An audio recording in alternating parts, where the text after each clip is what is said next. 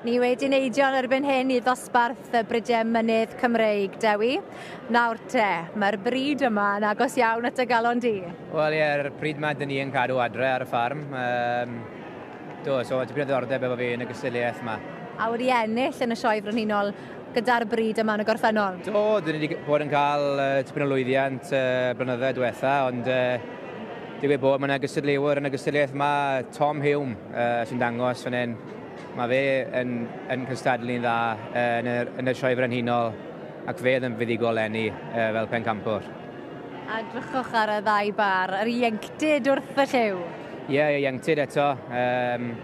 4 oen fenyw efo Tom, 2 bar, 4 oen debyg iawn I gilydd. Cyrff tebyg a wedi glanio rhyfath I gyd. A does dim lawer o ôl trimio wedi bod fan hyn. Maen nhw'n gadael yn naturiol sydd o bosib yn fantais i'r bryd. Ydy, dyn ni ddim yn trimio o gwbl fel bryd. Dafad waith yw I o'r mynydd mewn ffordd a wedyn dangos I fel mai. Ac mae yna gystadleuaeth yn y ffair eia sydd yn beirniadu blas ein cig ni.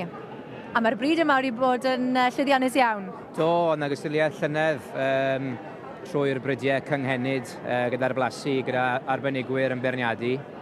A'r bryd yma ddoth i'r brig, so oedd hi'n fuddigoliaeth fawr i'r bryd. Fi credu bod blas yn bwysig iawn i'r cwsmer. A mae hwnna siwr o fod I bod yn arfarchnata dda I chi? O, na dwi, ydy. Fel mae pethau'n mynd, maen nhw'n mynd fwy ar ôl y blas. Achos na beth sy'n gwerthu diwedd y dydd. Mae'r blas ffyr yn hynod bwysig mewn unrhyw fryd. Mae'n unrhyw beth chi'n bwyta? Yndi, achos dyna be mae pobl sy'n prynu'r cig eisiau ydy gael y bles gorau. Ac felly mae'n brydiau fel un yn troi allan I fod yn carcasses da iawn ar y cyfan yn enwedig am mai defed mynydd y dyno.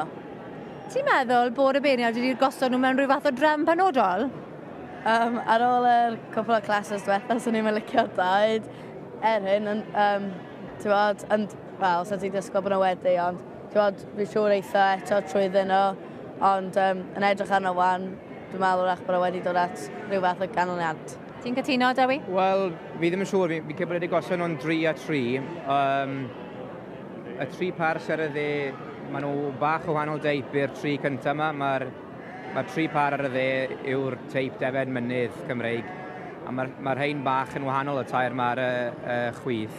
Bach fwy o bennau gwyn gan 2 bar. So fi'n siŵr beth sy'n ma'n ar hyn o bryd, ond gewn ni weld.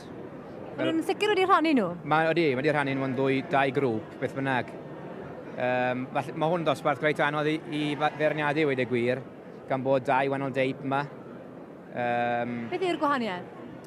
Wel, y gwlaniad, fel welwch chi, mae y 2 par sy'n ar y dde, mae gyda nhw'r gwlaniad, fel wedys ti, heb I cyffwrdd a gwlaniad dafad Gymraeg, yn ar y chwith, fi'n siŵr mae'n rhaid gwlaniad lot fwy tyn. Oedd yna gawn ni weld pwy fydd yn cyrraedd y brig, pa deip nes mlaen yn nosbarth y defed mynydd Cymreig. Dyma ni! Mae'r garden goch wedi cael ei roi fan hyn yn nosbarth y defaid mynydd Cymreig I Trevor Jones, maes Glynog Llanerfil, yn byw wrth ymyl ti fflir? Ie, dim ond pentref ar o hen, ie. So mae'n dda iawn bod yna prize yn dod I rhywle mor agos. Beth ti'n meddwl o'r penderfyniad, Dewi? Mae'r beirniad yn amlwg wedi hoffi y teip pennau fwy gwyn, fwy na'r pennau cochion yn y dosbarth yma. Fe fydd yna dipyn o crafi pen, dwi'n meddwl? Do, ac wrth gwrs, dim ond fe sydd wedi gallu rhoi llaw ar ei cefnau nhw, so fe oedd ar barn gorau. Yn sicr, a dyna ni. Y penderfyniad oedd, yr Iban Coch yn mynd I Trevor Jones, maes Glynog, Llanerfil, llong gyfyrchiadau. Diolch. Waw, dyna beth oedd dosbarth? Ie, do'n i'n disgwyl o gwbl. Be sy'n mor arbennig am y bryd yma? Wel, maen nhw'n galed ar y mynydd yno. Fel, maen nhw dim ond dod lawr y mynydd mis neu 2 yn ôl. So, mae'n amlwg bod nhw'n gallu byw fan yna. Amlwg egniol, di hon ddim wedi stopio symud? Ne. O, di mwynhau'r profiad? Do. Mae llong gwerchiadau. Diolch. Llwyddiannus iawn, fydden ni'n dweud. Da iawn. Diolch.